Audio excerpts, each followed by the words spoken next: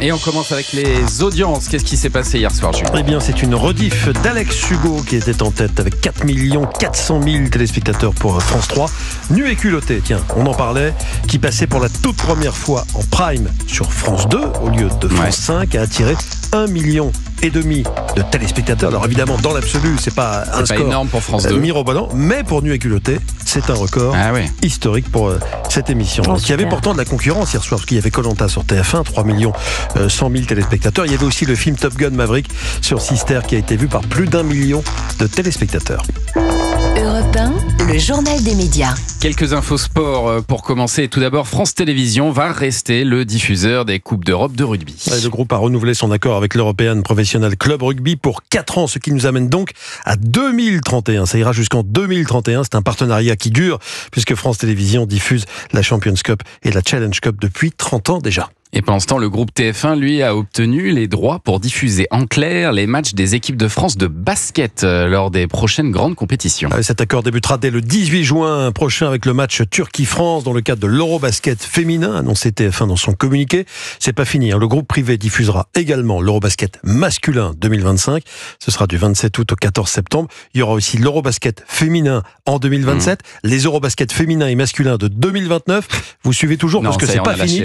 Non, il y aura aussi les Coupes du Monde de la Fédération internationale de basketball. Le groupe TF1 diffusera la Coupe du Monde féminine 2026, la Coupe du Monde masculine 2027. Bon, en gros, on a tout noté. Toutes les grosses épreuves de basket de ces prochaines années sur TF1. C'est marrant que le basket devienne une priorité maintenant pour TF1, Philippe Bailly. Mais TF1 avait aussi investi dans le rugby, dans les mondiaux, dans le hand. En fait, beaucoup. il laisse les autres faire et puis quand il voit que ça fonctionne, hop, il récupère. Je pense qu'il y a un petit parallèle à faire peut-être aussi avec la stratégie de Canal vis-à-vis du foot, qui à un moment s'est désintoxiqué de la Ligue 1 en mettant à l'antenne des sports mécaniques, du rugby, etc.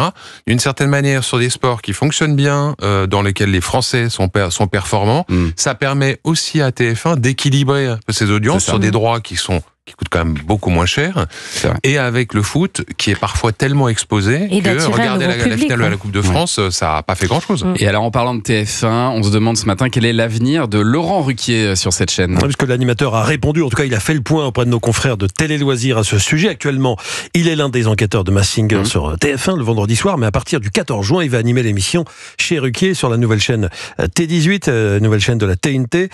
Laurent Ruquier qui est aussi aux commandes de la soirée de lancement le 6 juin donc de T18. Je ne sais pas si je serai encore dans Masked Singer la saison prochaine, dit-il. Je ne fais partie que d'un jury.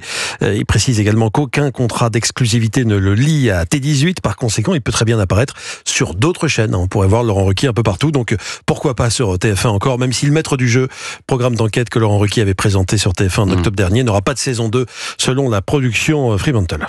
Et puis ce soir, France 3 diffusera en prime un documentaire inédit intitulé STO, les oubliés de la victoire. Les STO, ce sont ces 650 000 Français réquisitionnés pour travailler en Allemagne nazie pendant la Seconde Guerre mondiale. On les appelle STO pour service du travail obligatoire.